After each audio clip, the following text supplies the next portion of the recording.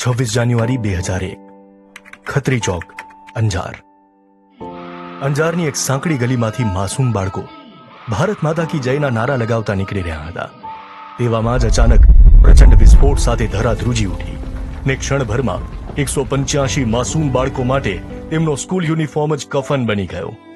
20 શિક્ષકો ને 2 પોલીસ જવાનો ત્યાં જ દટાઈ ગયા અને જે બચી ગયા તેઓએ દર્દનાક દ્રશ્યો ભૂલી નથી શક્યા।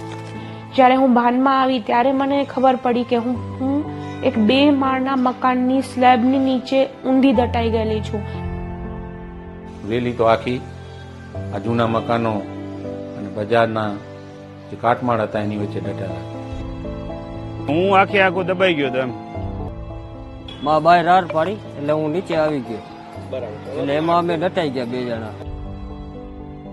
મોતના મુખમાંથી બહાર આવેલા કેતન રાઠોડની આપવીતી કંપારી છૂટી જાય તેવી છે।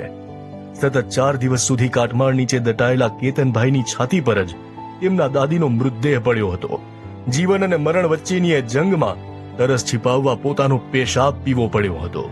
જ્યાં કાટમાળ હટાવી તો એ ઉપરથી થોડા પાણા પડતા આવે તો પછી મારામાં પછી હિંમત જ નથી। એ અવાજ સંભળાતો તો એ પછી રાડું પાડું પછી કોઈ સાંભળે નહીં રાડ। એ ઉપરથી જીસીબી ને હાલતા એ ખબર પડે આપને કે આ જીસીબી હાલે કે આ હાલે। જ્યારે આ હોનારતના સાક્ષી મિત્તલ ઠક્કર આજે પણ એ ક્ષણને યાદ કરીને ધ્રુસકે ને ધ્રુસકે રડી પડે છે। હું મૂવમેન્ટ કરતી હતી તો આખી બાળકોની રેલી એક સાથે એક જ રોમાં આખો વિડિયો જોવા માટે ડાઉનલોડ કરો દિવ્ય ભાસ્કર એપ।